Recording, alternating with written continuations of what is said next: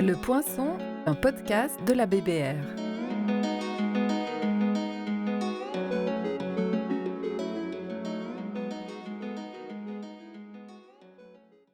Bonjour à toutes, bonjour à tous. Bienvenue dans Le Poinçon, le podcast de la Bibliothèque Braille romande et Livres parlés. Dans cet épisode, nous recevons Élodie Lecourieux, responsable communication et recherche de fonds à l'ABA. En 2026, l'Association pour le bien des aveugles et malvoyants fête ses 125 ans. Pour marquer cet anniversaire, l'ABA organise tout au long de l'année des événements artistiques, culturels et sportifs avec un même fil rouge, changer de regard sur la déficience visuelle.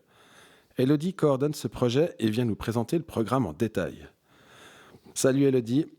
Pour commencer, est-ce que tu peux te présenter et nous dire quelques mots sur ton rôle à l'ABA, en particulier pour cette année des 125 ans ? Bonjour Antonin, merci de m'accueillir sur le podcast. Je m'appelle Élodie Lecourieux. Cela fait 2 ans que j'ai intégré l'Association pour le bien des aveugles et malvoyants en tant que responsable communication et recherche de fonds. Pour cette année particulière des 125 ans, mon rôle va être vraiment de coordonner tous les événements qu'on a prévus et pour lesquels on a la chance de participer tout au long de l'année. Très clairement, on a des participations à des événements qui sont organisés par des partenaires.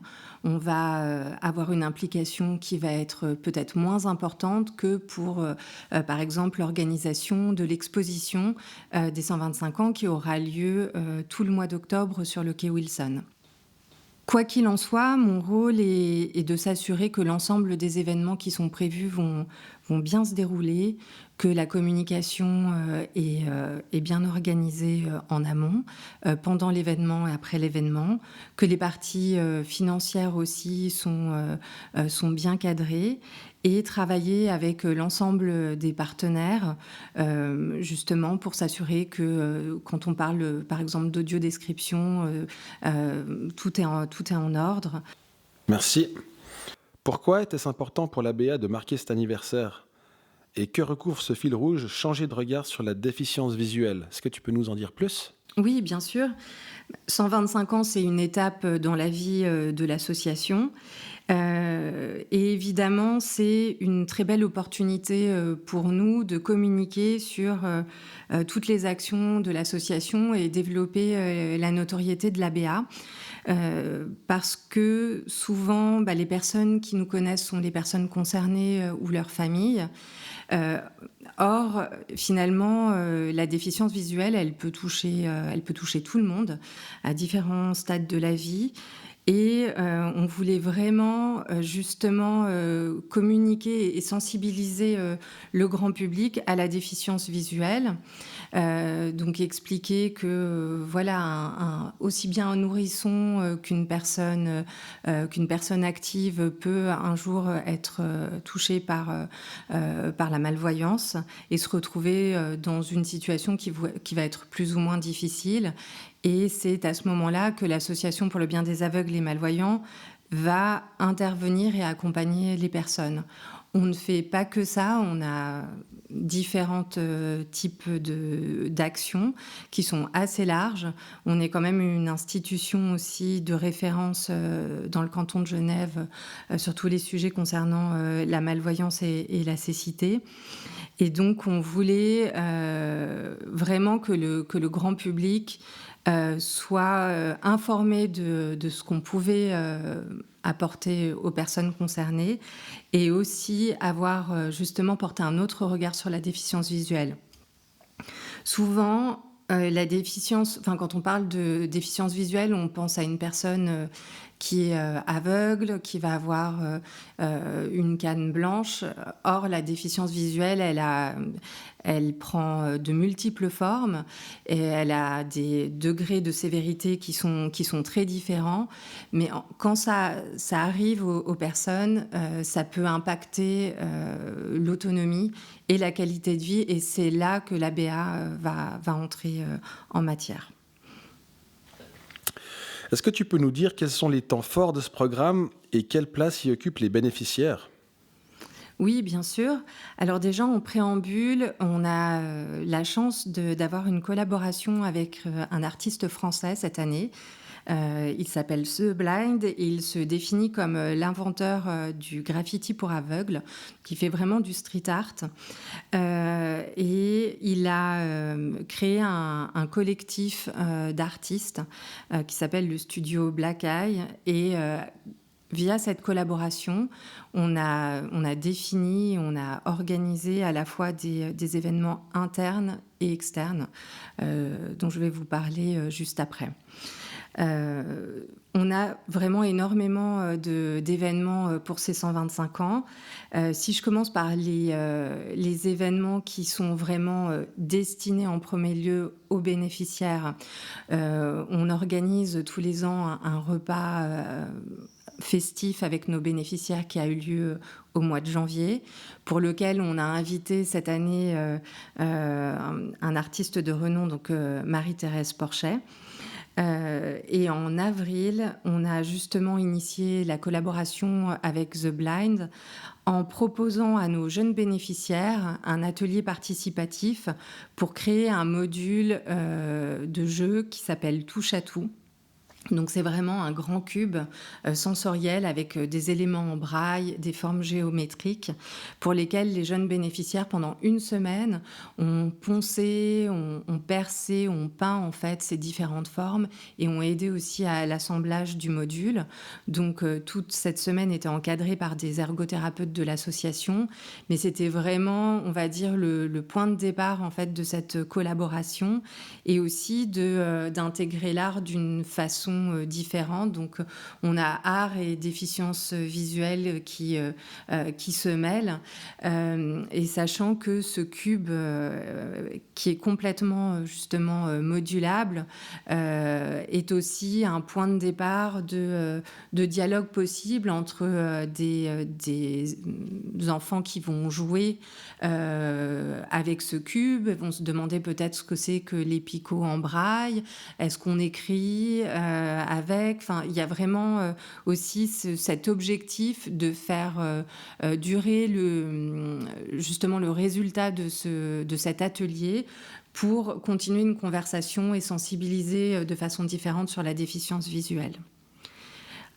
Ensuite, en termes d'événements externes, on a la chance cette année d'avoir pu compter sur énormément de partenaires de renom à Genève, en commençant par l'Orchestre de la Suisse romande, qui nous a vraiment fait l'honneur d'organiser un concert caritatif en faveur de l'ABA en mai.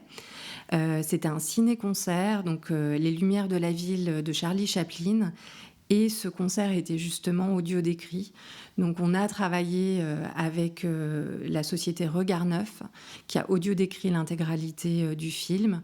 Et des casques étaient disponibles avant le concert pour les personnes concernées. Donc on était vraiment dans cette notion et cette volonté d'accessibilité à la vie culturelle.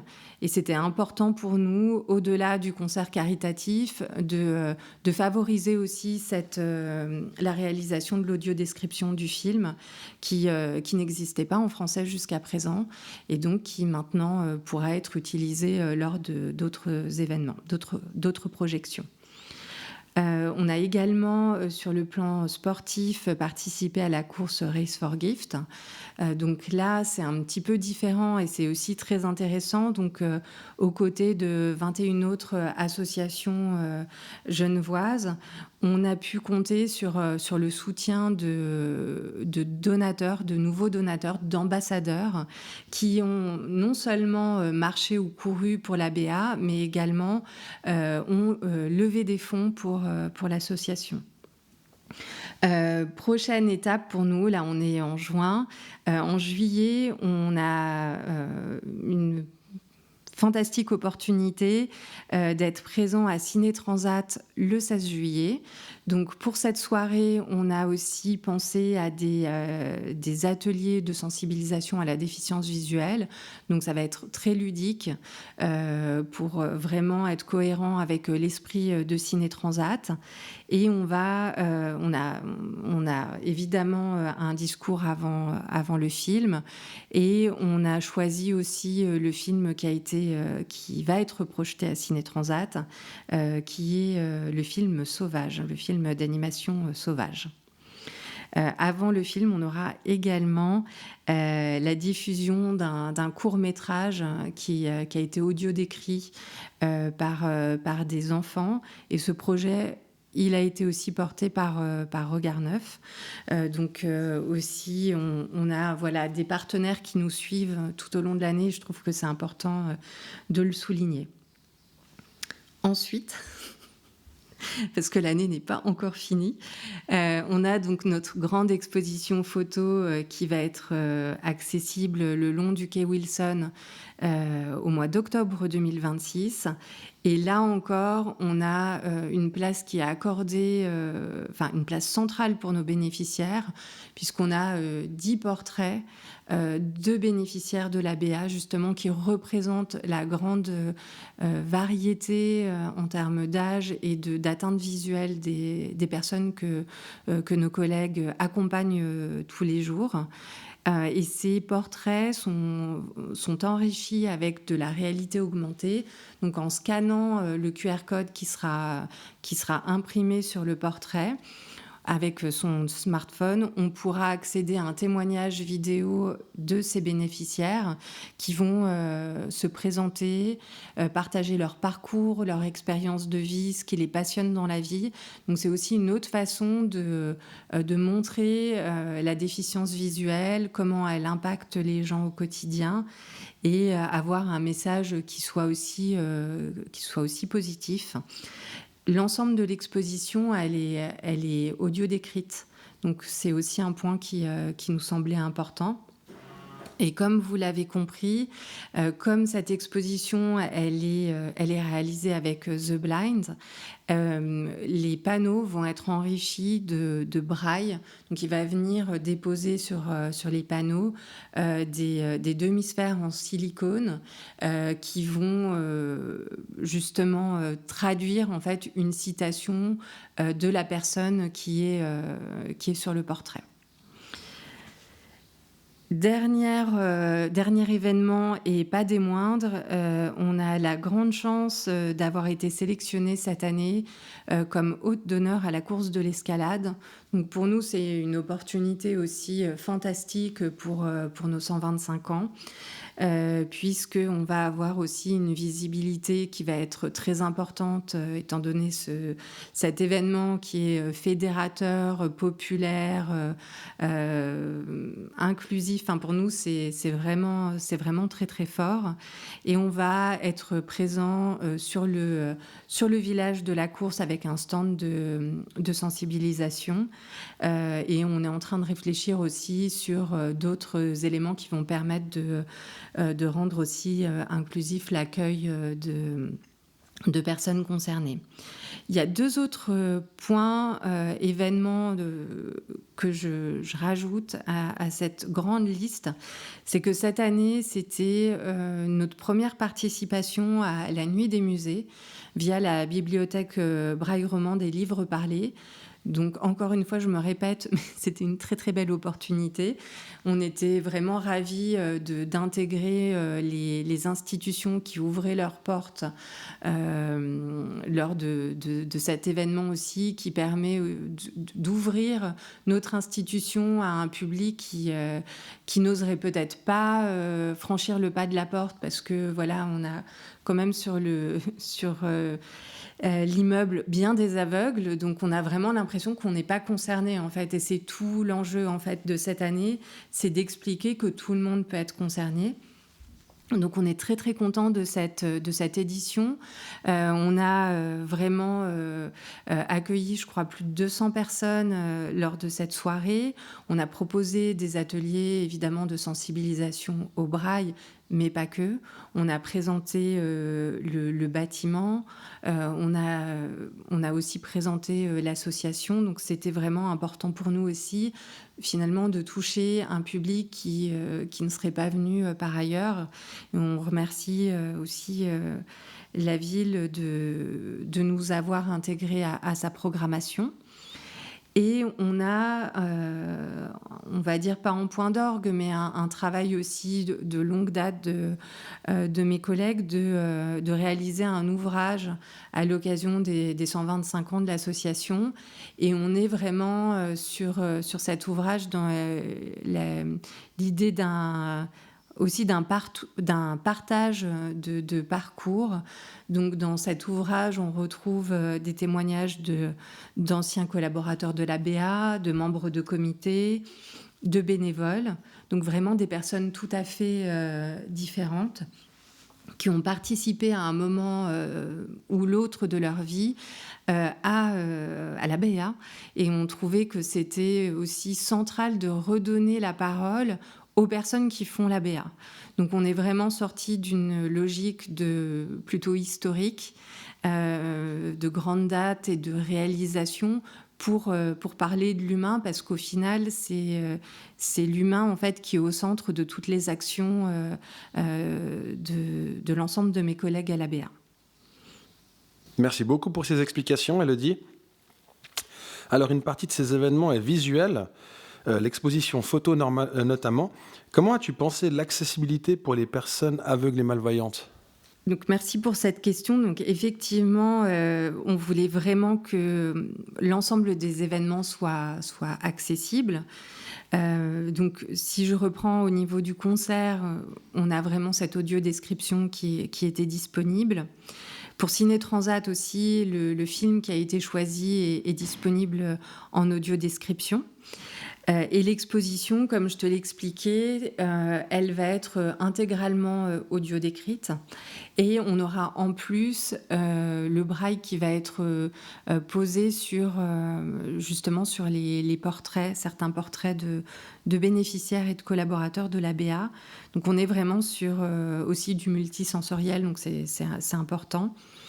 Et pour la course de l'escalade, on a aussi ce travail qui va être fait aussi de sensibiliser l'ensemble des personnes qui viendront à notre stand et de réfléchir justement à d'autres actions qui pourraient améliorer l'inclusion de cet événement, évidemment en discussion avec le comité de l'organisation de la course de l'escalade. Merci beaucoup. Merci beaucoup pour ces informations. Pour celles et ceux qui veulent participer ou suivre ces rendez-vous, est-ce que tu peux nous dire où on peut trouver les informations ? Oui, bien sûr. Merci pour cette question. Donc, l'ensemble des événements seront annoncés sur le site de l'association www.abage.ch ainsi que sur nos réseaux sociaux, sur LinkedIn, Instagram et Facebook. Alors, merci infiniment, Élodie, pour toutes ces informations et ces explications. C'était passionnant. Nous voici à la fin de cet épisode. Un grand merci à toi pour ces nombreuses informations. Je me répète, mais c'est pas grave. N'hésitez pas à nous contacter au 022 317 79 01 ou écrivez-nous à prêt@abage.ch si vous souhaitez en savoir plus sur les 125 ans ou sur nos activités. À bientôt.